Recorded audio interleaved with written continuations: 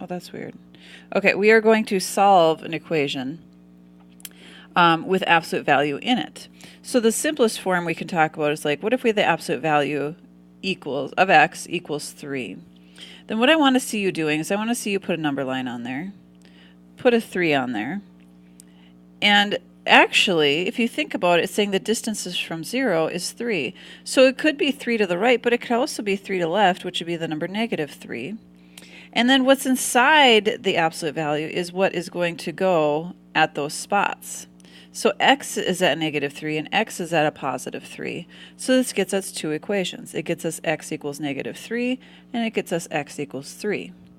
And since our goal is to figure out what x equals, we just did it. We've got two answers. Okay, let's try another one. Not really liking it. They updated this and now I have like work to do to be able to get it to be the color I want, which is annoying. So I apologize. Okay, so here we go. Let's solve another one. Let's do a little bit more difficult. So x minus 2 in the absolute values equals 5. So what we're saying is that this is 5 away from 0, so it's at 5 or it's at -5. And what's there is what's inside. So x minus 2 is at -5. X minus 2 is at a +5. And so from those, we write our two equations. X minus 2 equals -5. X minus 2 equals a +5. And we go ahead and solve. Add 2. So x equals -3. Add 2. So x equals 7. So those are my two answers for this problem. And yes, you are expecting to get two answers because absolute value is the distance and there are two directions on the number line, so you can go in two different ways. Okay, now let me try and just not have to make a new page. I'll just get that really, really small and out of the way. So what about, sometimes you're going to have problems where there's stuff outside the absolute value. So here I have 2x minus 7, absolute value of that, minus 5 equals 4. So here's what we're looking at. We've got this -5 here. That's kind of in the way. And we can't do our from 0 going to the right and left until it's just an absolute value. I need it to just be this.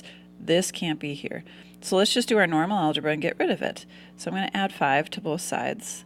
I haven't done anything with the absolute value, so that's still there. So 2x minus 7 in absolute value equals, these guys cancel out, equals 9. Now I can look at the absolute value and I could say I'm at 9 and I'm at -9 and it's 2x minus 7 at both of those spots. And so I will set those equal to 9 and -9. So 2x minus 7 equals -9 and 2x minus 7 equals a +9. And go ahead and solve both of those. Now don't be scared if you get fractions because you should expect to have some fractions happening. This isn't always going to work out. And again, don't be scared by fractions anyway. That's just silly. Okay, here this one is turning out kind of nice. I'm not getting any fractions. But expect for you to get some fractions here. It's just not always going to work out this nicely. So here's my two answers. So x equals -1 and x equals 8. All right, those would be the three types you're going to see. So let's just begin by talking about the definition of absolute value. So when they talk about the absolute value of -3, we're going down here and we're finding -3 on the number line. And that's all great, but the definition of absolute value is the distance. So this should be written down in your notes. Distance from 0. This is the definition of absolute value. And distance is always positive, and unfortunately everybody seems to remember the positive part. But it's not that that is always positive, it's just that it's a distance. And so if you were standing here at number -3, you would have to walk 3 units to get to 0. You would have to walk 3 positive units, as in, it doesn't matter direction.